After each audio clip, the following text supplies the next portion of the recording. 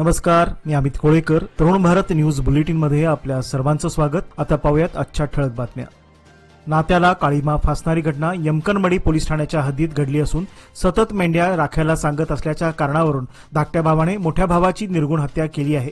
या प्रकरणी पोलिसांनी आरोपी धाकट्या भावाला अटक केली असून त्याने गुन्ह्याची कबुलीही दिली आहे. अट्टीहलोर येथील रायप्पा सुरेश कमती वय 28 याचा मृतदेह 9 मे रोजी पाचशापूर गावातील हद्दीमध्ये आढळून आला होता. तपास सुरू होताच हा खून त्याच्या धाकट्या भावाने बसवराज सुरेश कमती वय 24 याने केल्याचे निष्पन्न झाले. पोलीस तपासानुसार बसवंतराजला वारंवार मेंढ्या राखायला जावे लागल्यामुळे आपल्या कामामध्ये व्यत्यय येतो याचा राग होता. 8 मे रोजी भावाला डोळ्यात मिरची पोट टाकून त्यानंतर दगडाने त्याच्या डोक्यावर आणि तोंडावर वार करत त्याची हत्या केली. पोलिसांनी गुन्ह्यात वापरलेली हत्यारे जप्त केली असून आरोपीला न्यायालयात हजर करण्यात आले आहे. ही कारवाई जिल्हा पोलीस अधीक्षक डॉक्टर भीमाशंकर गोळे यांच्या मार्गदर्शनाखाली करण्यात आली. या घटनेमुळे परिसरात खळबळ माजली आहे. कर्नाटकातील सार्वजनिक आरोग्य सेवा अधिक सक्षम करण्यासाठी मुख्यमंत्री सिद्धरामय्या यांच्या हस्ते आरोग्य आविष्कार योजनेचा भव्य शुभारंभ यादगिरी येथे करण्यात आला. या योजनेसाठी रुपये 440.63 कोटींचा निधी मंजूर करण्यात आला असून तो विविध आरोग्यविषयक प्रकल्प आणि सुविधांच्या उन्नतीसाठी वापरला जाणार आहे. ही योजना कल्याण कर्नाटक प्रवेश विकास मंडळाच्या अंतर्गत राबवली जाणार आहे. ग्रामीण भागात आरोग्य सेवा पोहोचवणे, सध्याच्या सुविधा बळकट करणे आणि संपूर्ण सार्वजनिक आरोग्य यंत्रणेला नवे बळ देणे हा या योजनेचा प्रमुख उद्देश आहे. या उद्घाटन सोहळ्याला उपमुख्यमंत्री डी.के. शिवकुमार, राज्यसभा विरोधी पक्षनेते मल्लिकार्जुन खरगे, विविध मंत्री, आमदार आणि स्थानिक लोकप्रतिनिधी मोठ्या संख्येने उपस्थित होते.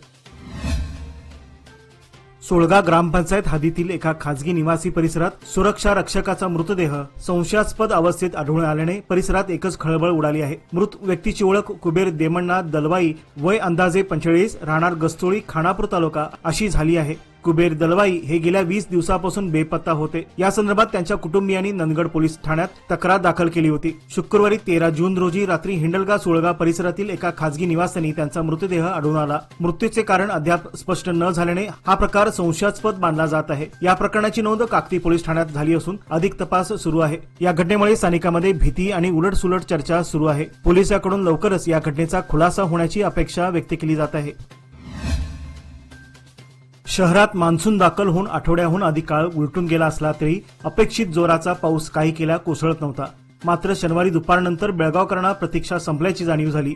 कारण शहरासह तालुक्यात संततधार पावसाने हजेरी लावली. दुपारी 3च्या सुमारास सुरू झालेल्या हलक्या सरींनी सायंकाळपर्यंत मध्यम स्वरूपात रूपांतर घेतले. हवामान विभागाने पुढील 2 दिवसासाठी मुसळधार पावसाचा इशारा दिला असून पावसाचा जोर वाढण्याची शक्यता वर्तविण्यात आली आहे. गेल्या आठवड्यात हुबळी, धारवाड, बागलकोट या शेजारच्या जिल्ह्यात मुसळधार पाऊस झाल्याने बेळगावकर पावसाच्या प्रतीक्षेत होते. मात्र बेळगाव शहर, बेळगाव तालुका आणि खानापूर तालुक्यामध्ये आज अखेर पावसाने जोर धरला आहे. गोव्यातून आणलेली अवैध मद्य विक्री करत असलेल्या व्यक्तीवर टिळकवाडी पोलिसांनी छापा टाकून कारवाई केली आहे. या प्रकरणात किशोर शंकर गोटेत वय 35 रॉय रोड टिळकवाडी याला अटक करण्यात आली आहे. टिळकवाडी परिसरातील वॅक्सन डेपो जवळील सार्वजनिक ठिकाणी आरोपी दारू विक्री करत असल्याची गोपनीय माहिती पोलिसांना मिळाल्यानंतर पोलीस उपनिरीक्षक विश्वनाथ घंटामठ यांच्या नेतृत्वाखालील पथकाने तात्काळ कारवाई केली. कारवाई दरम्यान आरोपीकडून सुमारे रुपये 1560 किमतीच्या 700 मिलीलीटर क्षमतेच्या 4 मद्याच्या बाटल्या तसेच रुपये 2000 रोख रक्कम जप्त करण्यात आली आहे. या प्रकरणी टिळकवाडी पोलीस स्थानकात गुन्हा दाखल करण्यात आला असून पुढील तपास सुरू आहे.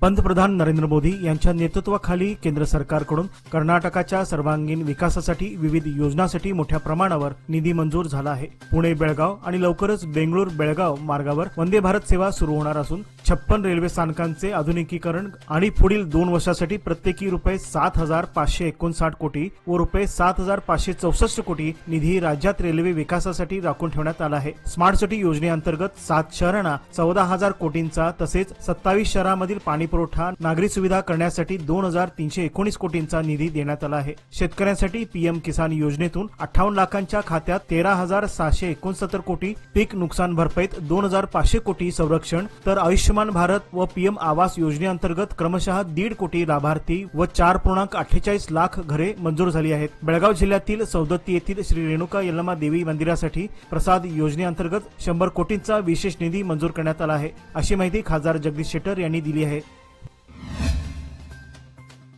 रिट्रीव्हर जातीच्या पाळीव कुत्र्याने आपल्या मालकावर अचानक हल्ला करून गंभीर जखमी केल्याची धक्कादायक घटना कंगराळी खुर्द येथे घडली आहे। या हल्ल्यात माजी सुभेदार पुंडलिक गौंडवाडकर हे गंभीररित्या जखमी झाले असून त्यांच्यावर केली रुग्णालयात तातडीने उपचार सुरू आहेत। गौंडाडकर हे गेल्या अनेक वर्षांपासून रिट्रीव्हर कुत्रा पाळत होते। तो कुत्रा कुटुंबातील सदस्याप्रमाणे वाढविण्यात आला होता। काही दिवसापूर्वी कुत्र्याच्या पायाला काटा लागल्याने तो लंगडत होता। त्याच्या पायातून काटा काढतेवेळी त्या कुत्र्याने आपल्या मालकाच्या अंगावर धावून जात त्यांचा चावा घेतला। या दरम्यान कुत्र्याने आपल्या मालकाच्या हाताचा लचका तोडला आहे। या घटनेनंतर परिसरात मोठी खळबळ उडाली असून नागरिकांमध्ये भीतीचे वातावरण आहे। कुत्र्याचे आक्रमक वर्तन आणि घटनेची तीव्रता पाहता पाळीव प्राण्याच्या सुरक्षेबाबत नवे प्रश्न निर्माण झाले आहेत।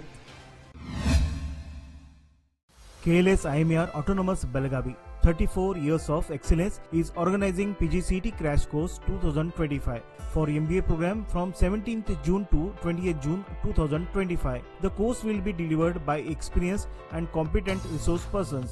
Scholarship of ₹50,000 for PGCET toppers within 1,000 ranks. For registration and more detail, please contact mobile number 9916044352 or 9980936364. शहरातील पाटीलमळा भागात सार्वजनिक ठिकाणी उभा राहून गांजा सेवन करत असलेल्या एका युवकाला खडेबाजार पोलिसांनी रंगेहात पकडले आहे। अटक करण्यात आलेल्या आरोपीचे नाव अनिकेत मयूर शिंदे वय 23 राहणार काळीअमराई असे आहे। खडेबाजार पोलीस ठाण्याचे ASI KJ मुजावर आणि त्यांच्या सहकाऱ्यांनी मिळालेल्या गोपनीय माहितीच्या आधारे पाटीलमळा परिसरात कारवाई केली। तपासात आरोपी सार्वजनिक ठिकाणी गांजा सेवन करत असल्याचे निदर्शनास आले आणि त्याला ताब्यात घेण्यात आले। या प्रकरणी खडेबाजार पोलीस ठाण्यात गुन्हा दाखल करण्यात आला असून पुढील तपास सुरू आहे। शहरात अशा प्रकारावर नियंत्रण ठेवण्यासाठी पोलिसांकडून कारवाई करण्यात येत असल्याचे अधिकाऱ्यांनी यावेळी स्पष्ट केले आहे। धर्मवीर संभाजी चौक रघुनाथपेठ अनगोळ येथील मायलेकी मागील आठवड्यापासून बेपत्ता असून या प्रकरणी टिळकवाडी पोलीस ठाण्यात FIR दाखल करण्यात आले आहे। मंगल महादेव सुळगेकर वय 53 आणि त्यांची मुलगी कविता महादेव सुळगेकर वय 31 अशी बेपत्ता झालेल्या मायलेकींची नावे आहेत। गुरुवार दिनांक 5 जून रोजी रात्री 10 वाजता घरातून त्या बाहेर पडल्या। या मायलेकी शुक्रवार 6 जून रोजी सकाळी 8:30 वाजेपर्यंत घरी परतल्या नव्हत्या। विशेष म्हणजे त्या कोणालाही घरातून न सांगता बाहेर पडल्याने कुटुंबियांमध्ये चिंतेचे वातावरण आहे। टिळकवाडी पोलीस ठाण्यात बेपत्ता झाल्याची तक्रार दाखल करण्यात आली असून पोलीस विविध ठिकाणी शोधकार्य करत आहेत। या मायलेकीबाबत कोणालाही काही माहिती असल्यास टिळकवाडी पोलिसांशी संपर्क साधण्याचे आवाहन करण्यात आले आहे। कडोली ग्रामपंचायत अंतर्गत येणाऱ्या देवगिरी गावातील लिंगायत समाजासाठी राखीव असलेल्या स्मशानभूमीवर अतिक्रमणाचा प्रयत्न होत असल्याच्या निषेधार्थ ग्रामस्थांनी काल सायंकाळी तीव्र आंदोलन छेडले। त्यांनी या अतिक्रमणाविरोधात स्मशानभूमीवर एकत्र येऊन संताप व्यक्त केला। ग्रामस्थांच्या म्हणण्यानुसार सर्वे क्रमांक 123/8 मधील 1 एकर 16 गुंठे जागा लिंगायत समाजासाठी पूर्वीपासून स्मशानभूमी म्हणून वापरात आहे। मात्र अलीकडे एका व्यक्तीने या जागेवर वडिलोपार्जित हक्क सांगत अडथळा निर्माण केला आहे। हे अतिक्रमण थांबावे आणि स्मशानभूमीचा निर्विघ्न वापर होण्यासाठी सहकार्य करावे अशी ग्रामस्थांची मागणी आहे। स्मशानभूमीचा वाद मिटवण्यासाठी ग्रामस्थांनी मंत्री सतीश जारकिहोळी यांचे निकटवर्तीय मलगौडा पाटील यांच्याशी चर्चा केली। त्यांनी या समस्येवर लक्ष देऊन न्याय मिळवून देण्याचे आश्वासन दिले आहे। या आंदोलनावेळी गौडप्पा शिवणगौडा पाटील, बाबूराव पाटील, निंगाप्पा पाटील, बाबू बडिगेर, मंजुळा अंकी, रेखा सुतार यांच्यासह अनेक ग्रामस्थ यावेळी उपस्थित होते। ग्रामस्थांनी प्रशासनाकडे लवकरात लवकर योग्य निर्णय घेऊन स्मशानभूमीवर कोणतेही अतिक्रमण होऊ नये याची मागणी केली आहे। सामाजिक बांधिलकी जपत एका सतर्क कार्यकर्त्याच्या वेळीच केलेल्या कृतीमुळे मनोरुग्णाचा जीव वाचल्याची घटना टिळकवाडी येथील रेल्वे रुळावर एक मानसिक अस्वस्थ व्यक्ती झोपलेली दिसतात सामाजिक कार्यकर्ते संतोष दरेकर यांच्या लक्षात हा प्रकार आला। त्यांनी तात्काळ टिळकवाडी पोलिसांना याची माहिती दिली आणि आपले सहकारी अवधूत तुडवेकर यांना हे घटनास्थळी बोलावून घेतले। तो इसम असंबंध बोलत होता। पोलिसांना पाहून पळू लागला, मात्र पोलिसांनी वेळेवर त्याला ताब्यात घेतले आणि एक मोठा अनर्थ टळला। संतोष दरेकर आणि टिळकवाडी पोलिसांची तत्परता व सतर्कतेमुळे एका मनोरुग्णाचा जीव वाचला। जिल्हाधिकारी कार्यालयासमोर बस थांबा मागील 2 दिवसापासून काढण्यात आला आहे। त्यामुळे शालेय विद्यार्थी तसेच प्रवाशांना पावसामध्ये थांबण्याची वेळ आली। बस थांबा नेमका कोणत्या कारणासाठी काढण्यात आला असा प्रश्न प्रवासी वर्गातून विचारण्यात येत आहे। राणी चन्नम्मा चौकापासून कोर्ट रोड पर्यंत रस्त्याच्या दोन्ही बाजूला बस थांबे आहेत। शालेय तसेच महाविद्यालयीन विद्यार्थी या बस थांब्यातून ये-जा करत असतात। तसेच जिल्हाधिकारी कार्यालय व न्यायालयात येणाऱ्या नागरिकांना हे बस थांबे सोयीचे ठरत होते, परंतु मागील 2 दिवसापासून जिल्हाधिकारी कार्यालयासमोरील बस थांबा काढण्यात आला आहे। आधीच शहरातील बस थांब्यांची दुरवस्था झाली असताना आता बस थांबेच काढले जात असल्याने प्रवासी वर्गातून नाराजी व्यक्त होत आहे। त्यामुळे या ठिकाणी पुन्हा बस थांबा तयार करावा अशी मागणी प्रवासी वर्गातून होत आहे।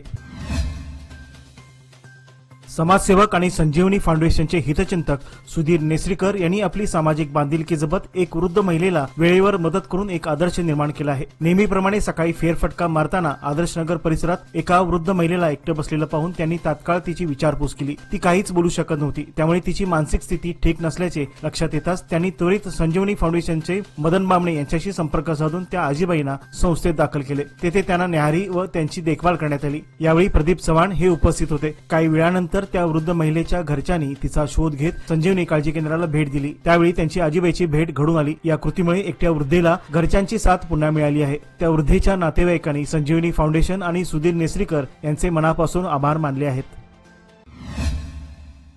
लोकमान्यच्या मुदत ठेव योजना म्हणजेच सुयोग्य कालावधी सर्वोत्तम व्याजदर। आता तुमच्या गुंतवणुकीवर मिळवा 10.60% परतावा।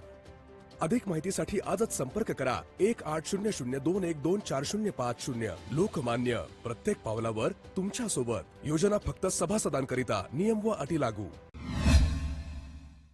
कॅन्टोन्मेंट बोर्ड बेळगावच्या वतीने जागतिक रक्तदाते दिनानिमित्त एक विशेष कार्यक्रम आयोजित करण्यात आला होता। या उपक्रमामुळे स्वेच्छेने रक्तदान करणाऱ्या व्यक्तींना गौरवण्यात आले आणि रक्तदानाचे सामाजिक महत्त्व अधोरेखित करण्यात आले। कार्यक्रमादरम्यान रक्तदात्यांचा सन्मान करण्यात आला। विशेषतः संजय पाटील ज्यांनी आतापर्यंत तब्बल 126 वेळा रक्तदान केले आहे त्यांचा गौरव करण्यात आला। तसेच विनायक ढकोजी, राहुल पाटील आणि सचिन पाटील यांचाही यथोचित सन्मान करण्यात आला। या कार्यक्रमाला मुख्य कार्यकारी अधिकारी राजीव कुमार, वैद्यकीय अधिकारी डॉक्टर विठ्ठल मणे, केईलीचे सुधीर तुपेकर, नामनिर्देशित सदस्य डॉक्टर रवींद्र अनगोळ, डॉक्टर सुरेखा पाटील तसेच माजी सदस्य साजिद शेख यांच्यासह कॅन्टोन्मेंट बोर्डचे अनेक अधिकारी आणि कर्मचारी यावेळी उपस्थित होते।